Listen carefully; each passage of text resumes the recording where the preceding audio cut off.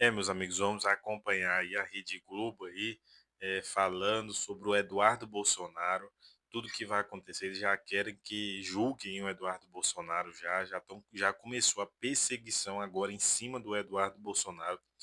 É, e é importantíssimo entender o medo que eles têm do Eduardo Bolsonaro, porque eles sabem que os Estados Unidos pode pesar a mão não somente nos ministros que estão perseguindo a direita brasileira, mas também essa militância da Globo. Essa militância da Globo, eles temem aí as sanções dos Estados Unidos. Vamos acompanhar aí. Galera, se você está acompanhando esse vídeo e não deixou aqui, já deixe seu like aqui no início do vídeo, se inscreva no canal se você não for inscrito, dá essa moral a esse canal de direita. E também deixe seu comentário aqui, também é muito importante seu comentário, da onde você está assistindo, é muito importante. Tamo junto e vamos continuar acompanhando a militância da Globo aí. Espera julgar até o fim de 2025 Eduardo Bolsonaro por suposta tentativa de interferir no julgamento da tentativa de golpe de Estado. Na verdade, dentro daquela investigação da coação, tá? Tem a ver com isso. Roda aqui, por favor. Eu vou colocar meu blog para explicar melhor. O Eduardo Bolsonaro está sendo alvo dessa investigação junto com o pai, né? O ex-presidente Jair Bolsonaro.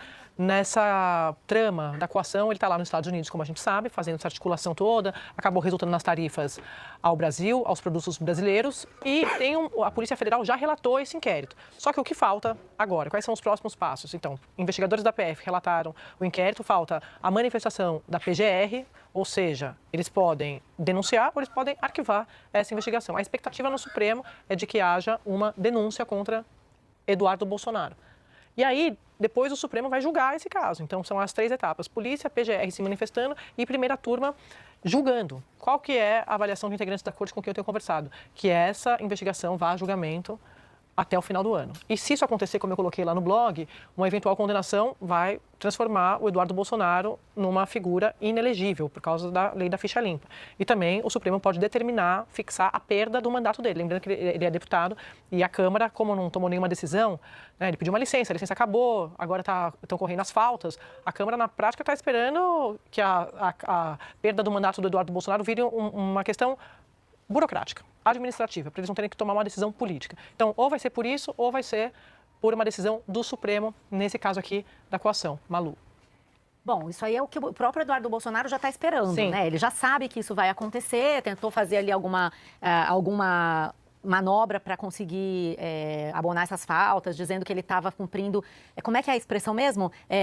Missão parlamentar no exterior, alguma coisa assim. Não colou, não convenceu. A gente sabe que na oposição se discute alguma outra fórmula para o Eduardo Bolsonaro não ser cassado com base no regimento interno ali da Câmara, mas essa alternativa no Supremo não está sob controle do Hugo Mota, e eu acho que é um pouco isso, né, André? É o famoso deixa que eu deixo. A Câmara quer que o Supremo resolva, e o Supremo vai resolver se a Câmara já não tiver resolvido antes, né?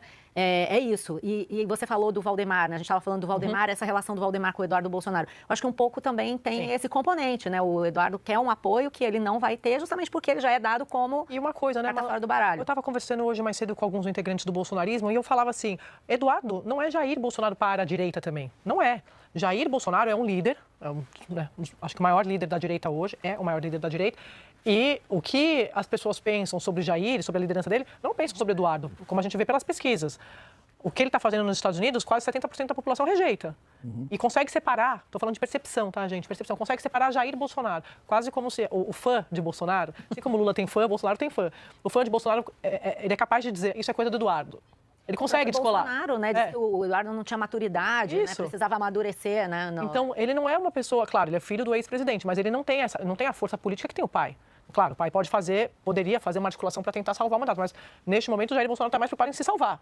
Então, por isso que quando a gente conversa com a turma que está lá fora, Otávio, a gente já ouviu isso várias vezes de Paulo Figueiredo, eles falam voltar para o Brasil só óbvio, vocês não estão considerando anistia aprovada, porque é com isso que Eduardo Bolsonaro conta, porque sabe que pela justiça pode esquecer que também são favas contadas. Olha, para mim está ficando cada vez mais claro que o jogo do Eduardo Bolsonaro lá fora é o que ele chama mudança de regime. Né? O que é mudança de regime? É você subverter aqui completamente a ordem. Não é um jogo de eleição, voltar a fazer uma eleição, nada. Eu até perguntei para o Paulo Figueiredo se eles trabalhavam com a hipótese de convencer o governo americano a não reconhecer os resultados das eleições de 26. Paulo Figueiredo falou, eu já não reconheço a de 22, então é claro que isso é um dos caminhos a ser percorrido.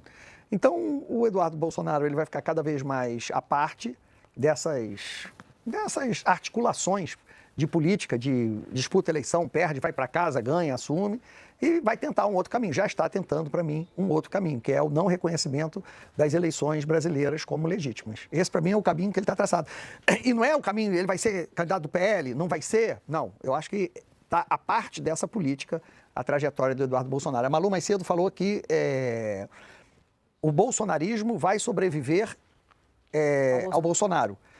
Eu concordo completamente com essa frase. E ainda acho que o bolsonarismo, que vai sobreviver, é o absolutamente radical, é o sentimento antipolítica, é o sentimento extremista. Ele nunca vai se deslocar para o centro. Hoje um aliado Isso não deixa de ser bolsonarismo. Um aliado do Eduardo Bolsonaro me disse assim, basta o Eduardo apontar um candidato que acaba com essa historinha de governador e candidato na direita. Aí eu falei, tudo bem, mas então aí o que vocês estão sugerindo... Porque isso por que eu estou contando isso? Jair? Eduardo. Porque o que eles estão sugerindo é uma divisão, é um racha na direita, na extrema-direita, né? O Valdemar aqui semana retrasada disse. O Eduardo Bolsonaro é da extrema-direita, E Jair também é da extrema-direita. Ele considera, o presidente do PL considera da extrema-direita. Então, são cenários que eles estão trabalhando, eles trabalham esses cenários. Como se o Eduardo Bolsonaro pudesse apontar um nome, já que ele não pode ser candidato. Ele não pode ser candidato, então ele aponta um nome. Ah, meu candidato então é fulano. E interdita... Na verdade, racha a direita. Porque eles sabem que se ele fizer isso, o Tarcísio dificilmente vai sair contra o filho do presidente, a não ser que o pai rompa com o filho publicamente. Então, assim, são vários cenários sendo discutidos, tendo como protagonista o Eduardo Bolsonaro, que hoje, dos 3 filhos, é o que mais, de fato, está envolvido aí na eleição de 2026, porque está lá nos Estados Unidos, fica articulando sanção, fica articulando reação. Então, não sei exatamente como é que se daria esse tabuleiro com o Eduardo apontando dele. Ele tem 15%, 20%, estou dando aqui pensando nas últimas pesquisas. Aí um candidato de direita vai ter 20%, que não seja Tarcísio, 15%, eles racham e dão uma vantagem para o presidente Lula.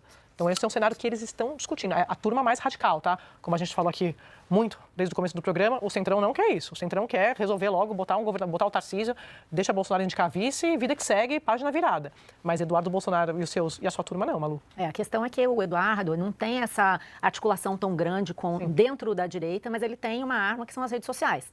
Ele é muito forte nas redes sociais e tem usado isso bem, né, do ponto de vista do objetivo dele, né, desde que as sanções começaram. Inclusive, recomendo, quem puder ler um perfil na revista Piauí sobre esse bastidor, de como ele mobilizou as redes sociais. Ele ganhou muito seguidor. João Batista Júnior. Do João Batista Júnior, da revista Piauí. Ótimo perfil, porque conta o dia a dia dele nos Estados Unidos. E a gente vê que a arma que ele tem são as redes sociais. Ele começou a chamar a atenção dos republicanos nos Estados Unidos a partir da participação que ele teve nos diversos programas da extrema-direita americana. Aí os deputados e senadores republicanos começaram a ver, esse sujeito é interessante. Então, tudo que ele tem feito é usar as redes sociais. Ele não tem articulação orgânica com a direita. Tem briga com o Nicolas Ferreira, que é um deputado que tem muito seguidor também. Tem briga com o Tarcísio, tem briga com o Malafaia, tem briga com a Tereza Cristina. Ele passa o tempo inteiro, tem briga com o próprio pai. Sim. Então, eu acho que o que ele pode conseguir é um racha via redes sociais. Agora, a gente já viu como isso opera se o Jair Bolsonaro quiser mandar parar, né? É isso. Se o Jair mandar parar, ele vai parar.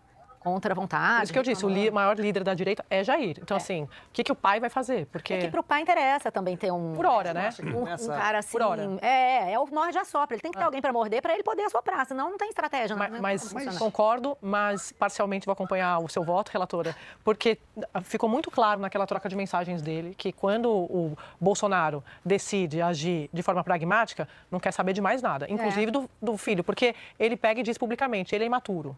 Isso. Eu vou lá, eu resolvi, falei para ele, para o Tarcísio, não tem mais briga. Se for, a gente faz um call. E ele realmente ficou quieto. Foi exatamente isso que aconteceu. Foi. E aí ele vai no pai e xinga o pai. Isso. Quer dizer, eu tô aqui sozinho, me lascando por você, né? Porque o que tá o subtexto é esse. E você tá ali elogiando o Tarcísio, fazendo um gesto pro Tarcísio e me chamando de imaturo. Mas pensa que a gente só sabe que ele xingou o pai porque a Polícia Federal apreendeu as mensagens. Senão a gente não saberia. A gente só saberia que ele ficou quieto e depois passou um pano ali pro Tarcísio e ficou tudo bem, né? Então, mas o pai que é o grande líder, né? É isso que eu tô falando. A gente concorda, menina. A gente tá concordando. É que hoje é segunda-feira. Tô devagar ainda, calma, vou chegar lá. Me cobra na quarta-feira, rapidez. Segunda-feira não tá bom pra mim, não. Concordando aqui. E aí, Lins? Estamos aí. Estou aqui observando, tentando concordar com as duas. fazer um voto no meio do caminho. Mas isso que a Malu falou do perfil, tem uma coisa que eu sempre lembro também, que é quem de fato tem interlocução é Paulo Figueiredo. muito mais que Eduardo Bolsonaro. Está lá há 2 anos fazendo, já trouxe a conta aqui, acho que 47, eu recupero, mas quase 50 políticos ele procurou nos últimos 2 anos para falar e mobilizar e articular. Então, ele fez ali toda essa mobilização em torno do bolsonarismo. Boa tarde para você. Boa tarde, André. Boa tarde aos amigos, boa tarde, assinantes. E não deixa de ser interessante, né? A gente vê essa articulação toda e a gente, mal bem, no dia a dia, acabando quase que normalizando essa articulação como algo que tem tintas ali de legitimidade. Temos um deputado federal participando de articulações e eu fico me perguntando se esse mesmo tipo de articulação estivesse acontecendo, por exemplo, nesse momento com algum representante de outras correntes políticas negociando interferência direta na economia ou na política do Brasil, na China, por exemplo, né? Como é que isso seria encarado? Como é que estariam se mobilizando as forças no próprio parlamento? Eu acho que tem uma mistura aí de estratégia e de desespero também na família Bolsonaro, que quer continuar segurando essa chama da direita / extrema-direita, lembrando que é uma direita puxando cada vez mais para a extrema-direita, assim como o Trump tomou de assalto o Partido Republicano e puxou esse partido muito mais para a direita do que a gente estava acostumado a ver na tradição americana, e para isso ele atropelou nomes tradicionais dentro do partido e é hegemônico hoje em dia. A gente está vendo agora, a gente vai falar disso daqui a pouco também, esses dias seguintes, os desdobramentos do atentado e do assassinato do militante e influenciador também, Charlie Kirk, né? Muito afinado com ele, como o Trump está tentando utilizar isso da melhor forma, em benefício próprio, politicamente. Aqui o que a gente vê é isso. A gente vê ainda o Eduardo, com seus contatos aqui nos Estados Unidos, realimentando essa ideia de que nada vai acontecer na direita do Brasil se não for através do pai dele, e a força do bolsonarismo é muito grande, sim. A questão é saber o quanto o Centrão vai estar disposto a também caminhar para esse lado, por quanto tempo essa direita vai se, digamos assim, não é só admitir, mas estar conformada em andar nesse caminho, se não houver perspectivas reais de continuação. Agora, Aline, você falou do caso do Kirk lá nos Estados Unidos, daqui a pouco a gente vai falar mais, mas eu estava pensando o quanto do Brasil ainda está, de fato, no radar da Casa Branca, no sentido de estar turbinado. Porque o que a gente tem visto desde o fim do julgamento, Eduardo Bolsonaro indo às redes sociais, Paulo Figueiredo indo às redes sociais, o Jason Miller indo às redes sociais, assessor ali, conselheiro do Trump, né? O próprio Marco Rubio, o secretário de Estado. Lodal. Até agora o que nós temos são mensagens dizendo, vem aí. A gente não sabe o que vem aí de fato, porque o que já veio aí são sanções, suspensão de vistos e lei Magnitsky contra ministro Moraes. O que essa turma de Eduardo Bolsonaro me diz é que tem um processo burocrático, porque geralmente a lei Magnitsky ela é aplicada em 6 meses, eles fizeram em 6 semanas, a Malu já deve ter ouvido essa conta também, de Paulo Figueiredo e tal. Então, a expectativa é em relação à lei Magnitsky, sobre tarifas, sobre outras sanções, até suspensão de visto de outros integrantes até do Supremo, do Judiciário, da Polícia, como eu já ouvi de vários bolsonaristas também. Mas estou perguntando da atenção da Casa Branca, né? Porque tem muita coisa acontecendo lá também. E Trump me parece ser esse político que eu sempre falo do videogame. Passou de fase, ele quer outra coisa, shiny attention. Está na frente dele, ele está preocupado. Passou. Então, assim, não sei se são os assessores. É uma pergunta mesmo, eu não sei qual que é a intenção ali da... É uma pergunta que a gente vai um pouco especular aqui, a partir do que a gente sabe que os assessores já falaram, a partir do que se diz nos Estados Unidos, com quem a gente contata por lá e tudo mais, e a partir, na verdade, do que vai acontecer mesmo. Quer dizer, quanto mais dias passarem sem que haja nenhuma decisão oficial do governo brasileiro, e aí não basta, o que a gente tem visto continuar também, e vale a pena ser registrado também, é o trabalho constante da Embaixada dos Estados Unidos no Brasil para alimentar, né, quando traduz as postagens de autoridades americanas, mas realimentando esse ciclo de estamos atentos e tudo mais. Agora, você falava, o Trump, ele quer atenção e quer estar no auge da atenção para conseguir angariar a gente. Então, agora, a onda é Charles Kirk, não tem dúvida que é isso que está chamando a atenção dele, inclusive com reflexo em outros países. Reino Unido, Austrália, protestos, manifestações de solidariedade e tal, isso está sendo politicamente bom para ele nesse momento. Ao mesmo tempo, a gente vai lembrar que até outro dia ele estava às voltas com o escândalo Epstein, né?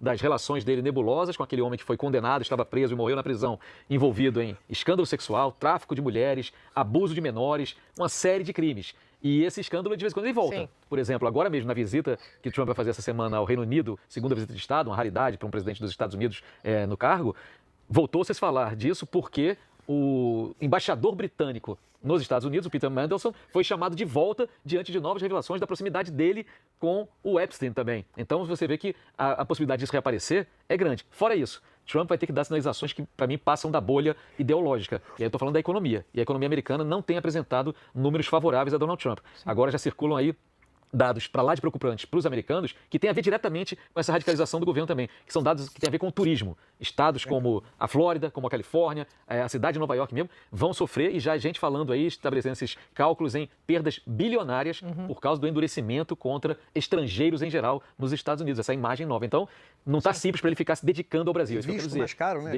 Em alguns países, mais caro, em alguns lugares ficando praticamente impossível, pessoas ficando com medo de ir, e uma Copa do Mundo para acontecer. Não é bem-vindo aqui, né? Mas estou falando, eu puxei o Trump porque é a última cartada deles. Aham. Não sei, Otávio, você enxerga outra? Qual que é a outra estratégia? Tem o Congresso, Não. mas aí a anistia, mas estou falando assim, a última aposta deles é a intervenção do Trump, porque eles estão de olho também em 26. É isso.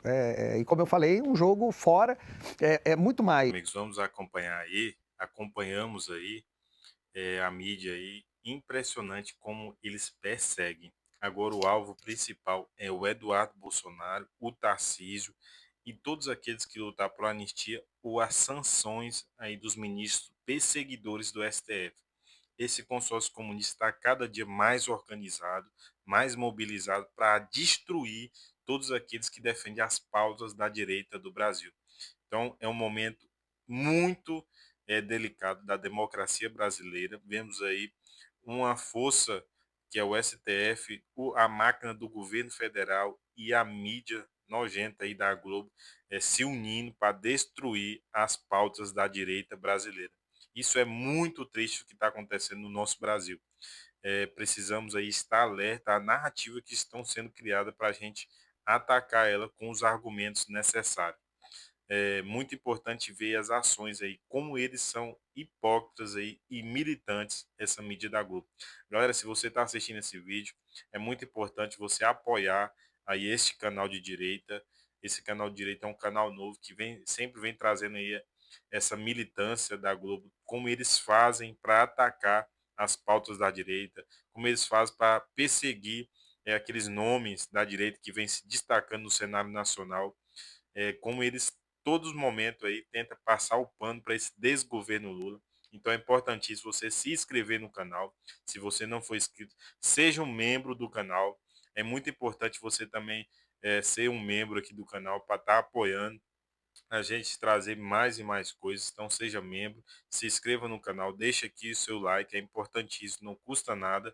E também deixe seu comentário aqui. Tamo junto e até o próximo vídeo.